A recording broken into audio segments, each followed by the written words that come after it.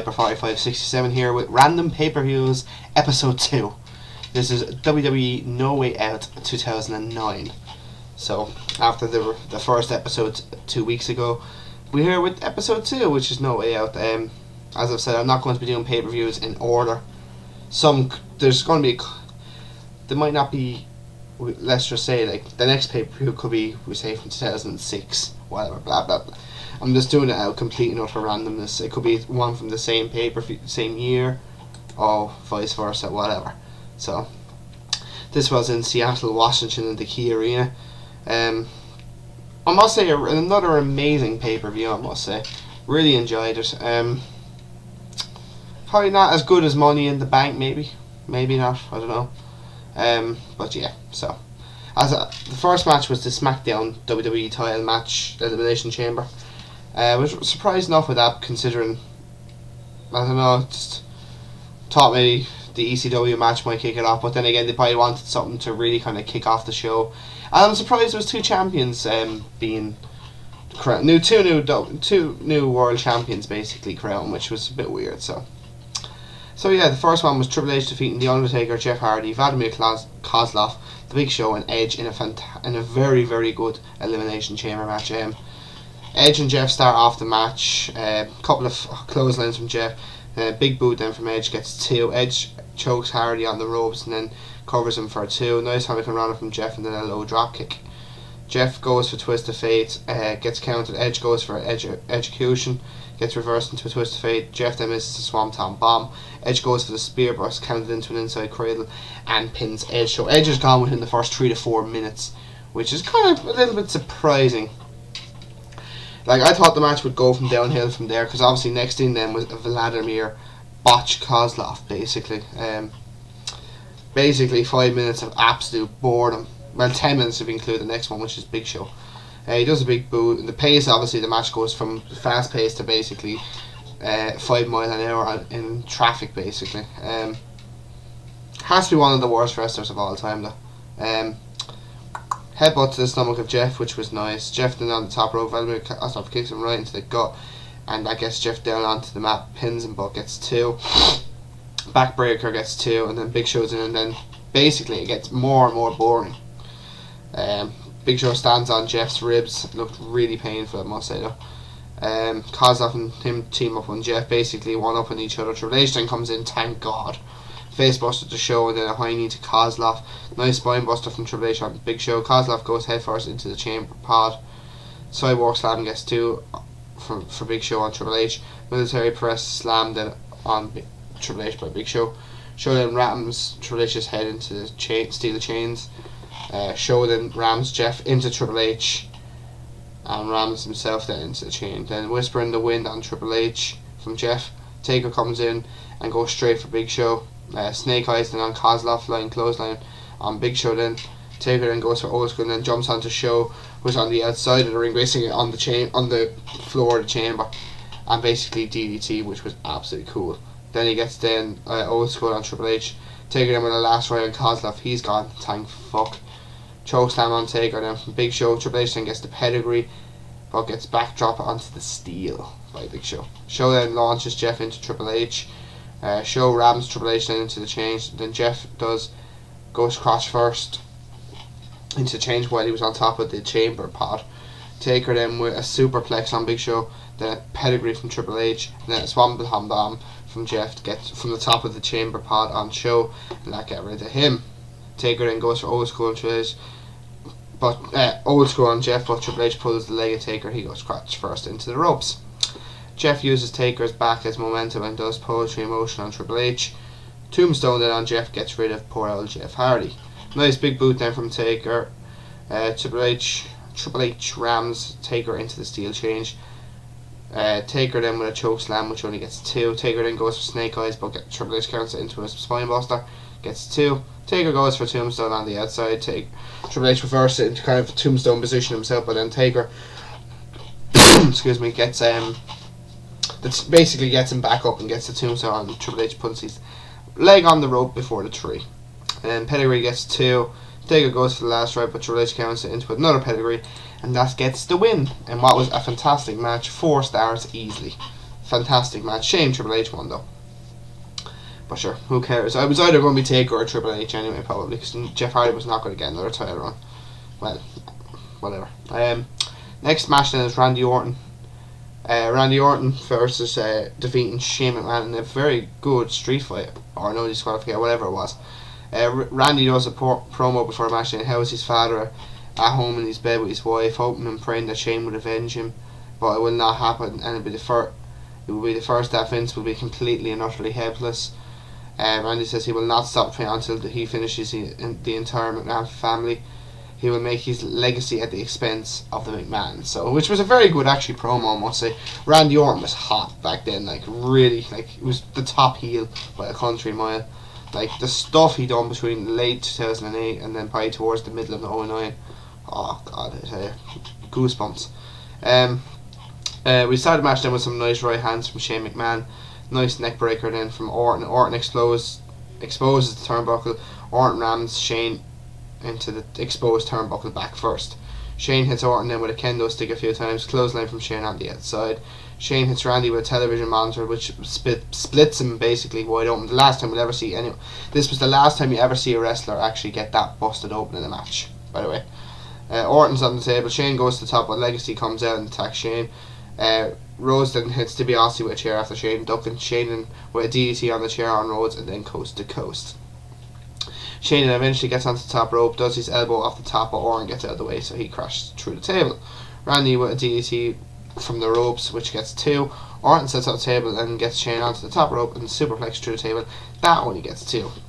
Orton then goes for the punt, but Shane spears him. Shane then hits Orton in the back with a chair. Shane hits Orton then in the leg a few times with a chair. Shane then goes for a punt, basically, but he takes too long and he eats an RKO for the win for Randy Orton. So, yeah, this match was okay, I must say. Really good. Surprisingly good. I'll give it 3.5 stars. So, happy days, shall we? Next then we have Jack Swagger defeating Finlay to retain the ECW title. Yeah, it was an okay match. I wasn't expecting much really from this match. Finlay he's done his dues and all that, but Jack Swagger never really. I was a fan of Swagger then when he first came into the company, but now he's just basically a lackey. Finlay gets a half Boston Crab on Swagger. Then we hear some boring chants by the crowd, which it was really fucking crap. More submissions in the match than anything. Backbreaker gets 2 for Finlay. A shit looking roll up gets 2 also for Finlay. Crossbody gets 2 as well. Splash as well. Have a lot of pinfalls on this. Hornswoggle distracts Finlay, which he wasn't supposed to. It was supposed to really distract Swagger, but Swagger pushes Finlay into Hornswoggle and the gut wrench powerbomb gets the win for Swagger. So, nothing really much to write home about in this match. I'll give it a 1.5 stars. Next match then, the Heartbreak Kid Shawn Michaels defeats JBL in an okay match. Obviously, this match is basically Shawn Michaels broke, and obviously JBL hired him and all that. Basically, if Shawn Michaels wins, he gets all the money he's owed, and if JBL wins, Shawn Michaels wins the right. JBL gets all Shawn Michaels' name, likeness, all that crap. Basically, all the copyright and stuff and all that. HBK's wife is in the front row for this match. Obviously, JBL asked him to bring her there and all that crap. So, at the start of the match, JBL grabs a chair and hands it to HBK, and he drops it straight away, and then gets some right hands in on JBL. Roll up gets countered by JBL. He gets 2. Nice chop lock then from HBK. Then gets the figure 4, but JBL gets to the ropes. So then he gets a crossface on, but obviously he reverses it into a pin, which gets 2. JBL rams HBK into the apron of the ring. Clothesline then from JBL gets 2. Bear hug. Also, he gets a bear hug on JBL, but from JBL, but HBK gets out. Springing neck breaker then from HBK. Diving elbow from HBK, but he misses. And then a clothesline from Hell gets 2. A second one from JBL, but obviously Shawn Michaels gets out. JBL basically kicks Shawn Michaels out in the ring, and basically gets him before the 10. So basically JBL was going for a count out win. Basically JBL brings Shawn Michaels over to Rebecca, his wife, and basically just JBL's mounting off, and basically Rebecca gives him such a lovely right hand. I must say, it was fucking beautiful. HBK then fucking cracks up and kills JBL. Diving elbow, switching music gets the win. So, well, another okay match. I wouldn't say it was anything special, but like 2 stars. Like Shawn Michaels could couldn't really blame Shawn for this bad match, really, to be honest. JBL is JBL. He's a slow kind of pace wrestler, so there we have it. So next match then is Edge. Right, this is the best match of the night. The world title elimination chamber match. 4.5 stars are rated. Kofi Kingston was supposed to be in this match, but what does Edge do? He comes down, attacks him. Ramsey's head into the steel steps, and then gets a chair and does a concerto to Kofi's head while he's basically up against the steps. Looked absolutely fucking sick. He locks himself into the pod. Ray tries to basically opens the thing, punches him, but obviously Edge closes it and gets it locked. So basically Edge is a part of the match, and we all knew basically then Edge was going to win the world title. But still, it was still a really good match. Also in this match was obviously John Cena, Chris Jericho, Rey Mysterio, Mike Knox, and Kane. Yes, Mike Knox was in this match, and I must say Mike Knox actually didn't do too bad in this match. I must say, I thought he actually looked well before he got eliminated, but we'll talk about that later on. So Jericho and Ray start off. Ray with a senton on Jericho on the outside of the ring, on where the chamber floor is. Ray eats the ring post and the chamber pod. He goes right in, he hits the shoulder and he's heading off the chamber. Oh fuck me, it was absolutely beautiful. Super suplex gets 2 for Jericho. Jericho backdrops Ray onto the steel floor. Ouch. Jericho catapults Ray, but Ray grabs onto the chains and basically does Spider-Man and climbs up to the top and does a Hurricane Rana on Jericho. Beautiful, I must say. That was actually a really good spot. Kane is next in. Kane then with a big boot on Ray. Sidewalk slam also. Kane gets 2. Kane slams Jericho's knee into the steel twice. Jericho goes for the lion tamer, but Kane moves out of the way. Kane goes for a chokeslam reverse into a Hurricane Rana, and then a 619, and then Jericho with a code breaker on Kane. Ray goes onto the top of the chamber pod with a senton to get rid of Kane. So Kane was in short and sweet, and literally then within about 10 seconds then Mike Knox comes in. Knox then with a nice boot to Jericho. Knox rams Jericho into the steel chains, and then Knox rams Jericho into the chamber pod. Neckbreaker then from Knox on Ray gets 2. Code breaker by Jericho gets rid of Mike Knox. I thought to be fair now, Mike Knox didn't do too bad in this match actually. To be fair, he didn't do great now, but I think he deserved to go on a little bit longer. But the eliminations do go very quickly in this match. At least 15 minutes shorter than the first one, which I thought, even though this was better than the even though this technically is better than SmackDown's, it's shorter, so it's kind of weird. Edge is in then after about 30 seconds after Mike Knox going. Mysterio goes straight for Edge, springboard by Edge. Clothesline then from Jericho on Ray. Edge Matt gets 2 for Edge, obviously. Ray goes for 619, but Jericho spears him. Jericho and Ray are fighting on the top rope. Edge grabs Ray in the electric chair position. Jericho does he does, yeah. So Jericho goes over Rey Mysterio and does a sunset flip powerbomb on Edge while Edge goes flying back. Basically, Ray goes flying back in a suplex position. Absolutely fucking beautiful. It was like a German suplex, basically, almost. It was beautiful. Cena then is the last man in. Does the 5 knuckle shot. Goes to do the 5 knuckle shuffle. Code breaker from Jericho and Cena. Ray then with a 619, and then spear just to end off Cena. Cena is gone within less than 2 minutes, within the 2 minute mark, which is ridiculous. Like, I know Cena at the time was becoming the real face of the company. Like, this is when he was the face of the company. Like, basically going out within 2 minutes was pretty ridiculous, considering he's supposed to be the face of the company. Sure, we'll continue. Hurricane Rana from Ray on Jericho. 619 Jericho. But Jericho gets the walls, but Ray reverses it into a pin, and Jericho is gone, which the pinfalls were very fucking quick in this. Edge goes for a spear, but he eats turnbuckle, and Roll-Up gets 2 for Rey Mysterio. Crossbody gets also 2. Kick to the face, then gets 2 as well. Tornado DDT on Ray. He goes for a pin. I think he gets about 2, I think.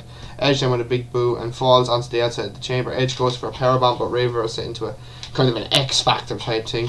Edge launches Ray then into the steel pod, or the glass, whatever. It didn't break though. And then Edge spears Ray to get the win. So overall, a really, really good match, I must say. 4.5 stars, as I said. I'll tell you one thing, if anyone hasn't seen the pay-per-view, I would go see it. I think it's good. A lot of people have actually not rated it as 7. Like, I've seen people rate this as 6.75. This pay-per-view is fucking awesome.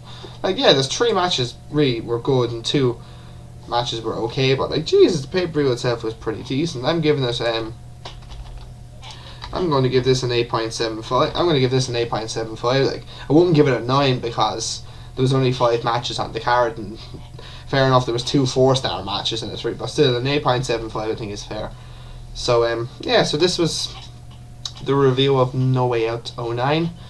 My next pay-per-view won't be for, obviously the next random pay-per-view won't be for another 2 weeks, obviously.